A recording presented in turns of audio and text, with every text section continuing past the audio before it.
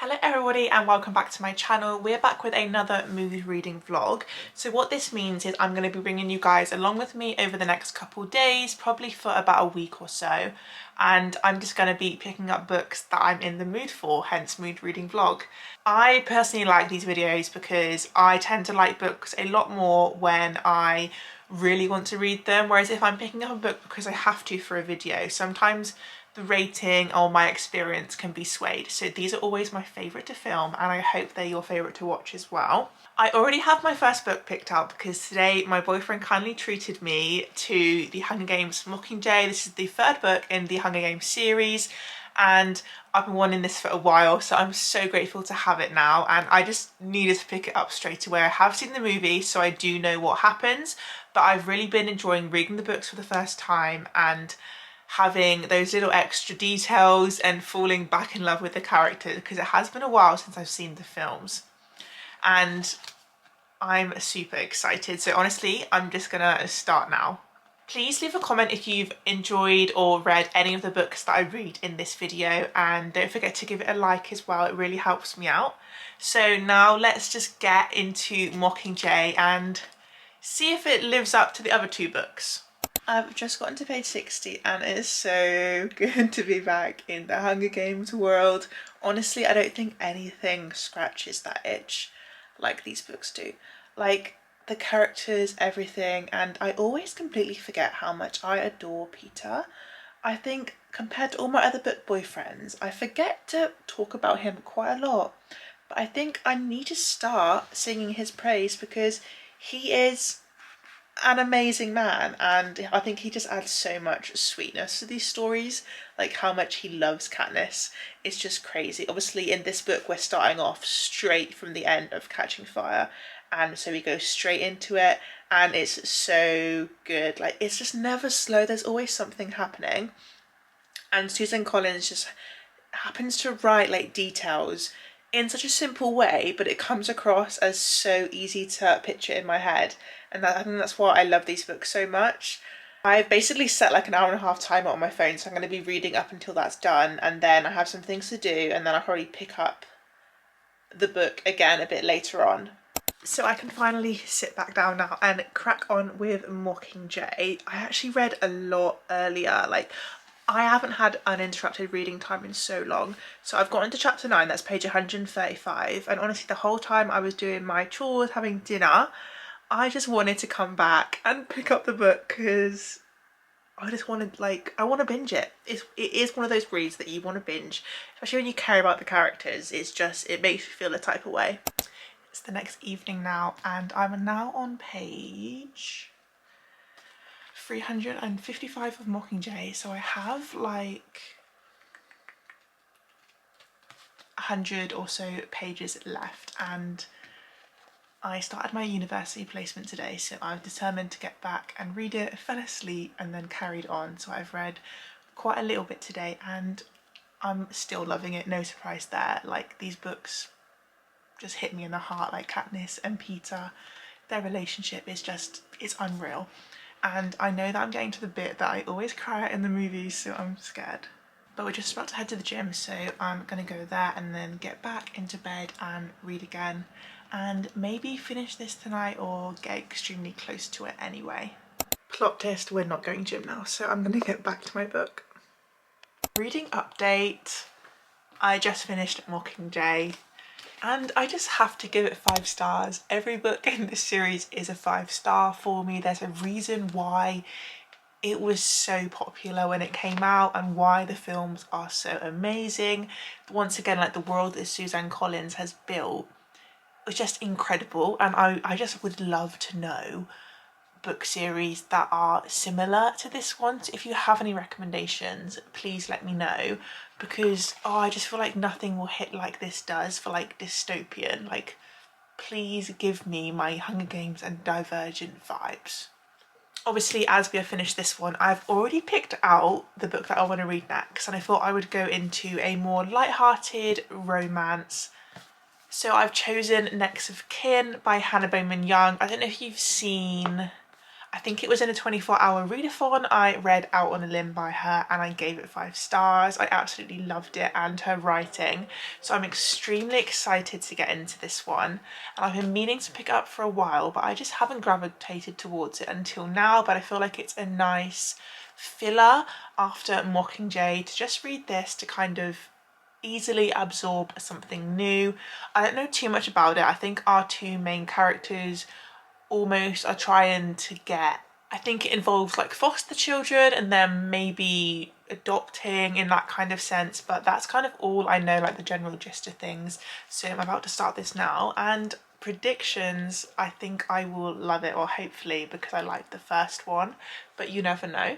I just realised that I've gotten to page 200 already of Next of Kin. Oh my gosh, that was scary.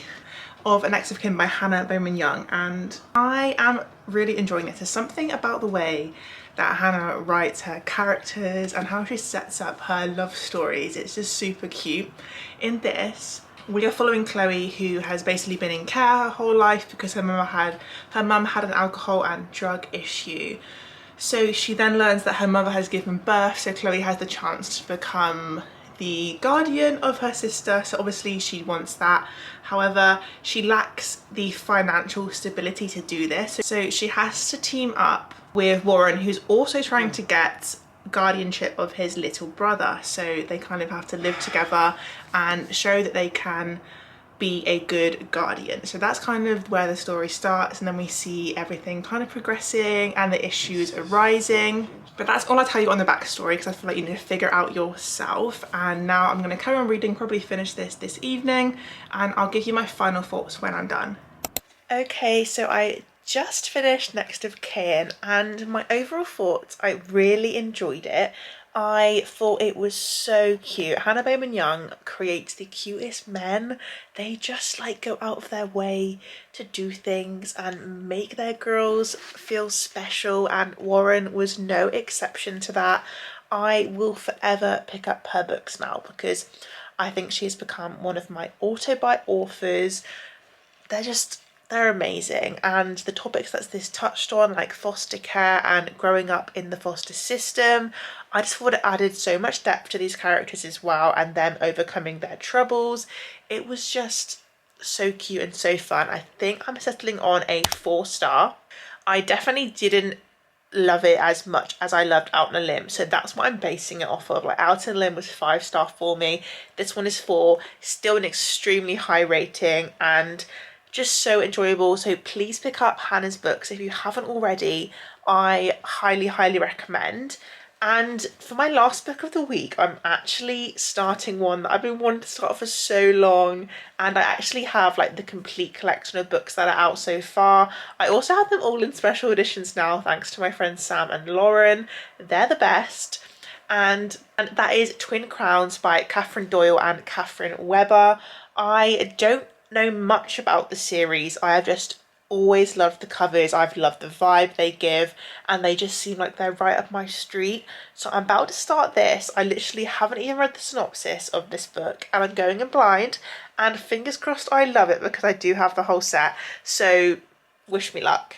I've just reached chapter 9 of Twin Crowns, and honestly the start of this book is already amazing. I'm absolutely hooked. We have two sisters, Ren and Rose, but Rose actually is unaware that she even has a sister, and Rose is a princess. She is about to take the throne very soon, and we start off this story with Ren organising the kidnapping of her sister so she can take her place and try and take the crown, get her revenge. We also have an aspect where it's a world where witches are killed, they're seen as evil, and honestly, I'm absolutely loving it so far. The dialogue between the characters is so witty. I'm loving our two main sisters. Like, I'm shocked at how much I'm liking it immediately. I think there's something about a YA fantasy book that just gives me the feels, it gives me all the vibes that I'm looking for, and I'm really excited to see where the story goes.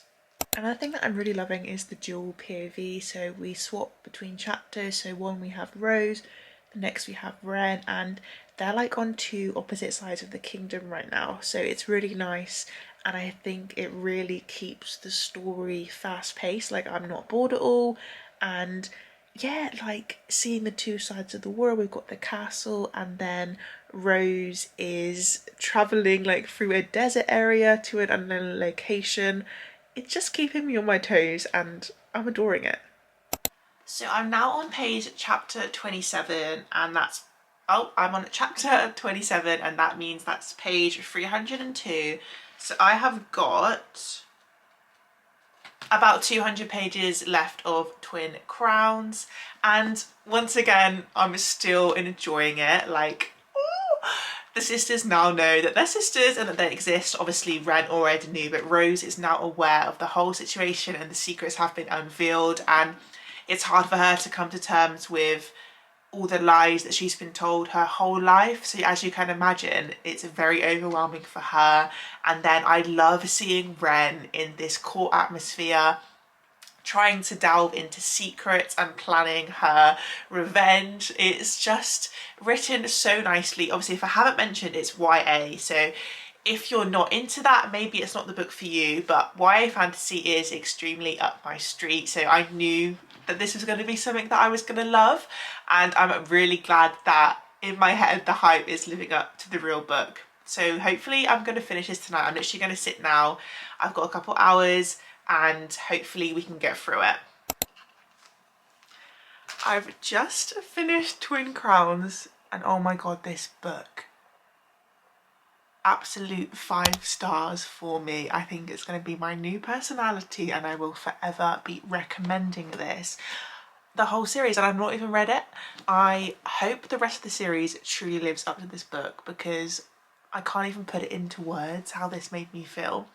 Those last 200 pages just flew by. I think I read it in like an hour and a half, and oh my word. I love Ren and Rose. Their relationship is so good. You see it blossom throughout the book, and their love interests, insane. Like the banter and the angst between the two love interests, and yes, we get to follow two love stories blossoming, and that's what I really loved about this book. Like the different POVs in the chapters, it just kept my brain so engaged in the story and I didn't want to put the book down. I'm so excited for the rest of the series, as I've already mentioned, and wow, I have no words. And I really appreciate when authors are able to create that angst and wanting feeling in a YA book. Like, I think it's a really hard skill to do from what I've read recently. Catherine Doyle and Catherine Webber did a spectacular job. I just cannot express it enough. Obviously, this brings us to the end of this reading vlog, so I hope you have enjoyed and I hope I have inspired you to pick up the books that I've read. I have enjoyed this week a lot, and if you have liked this video, please give it a like as it helps me out a lot, and don't forget to subscribe if you enjoy my kind of content, bookish, cozy reads, and I shall see you all in the next one.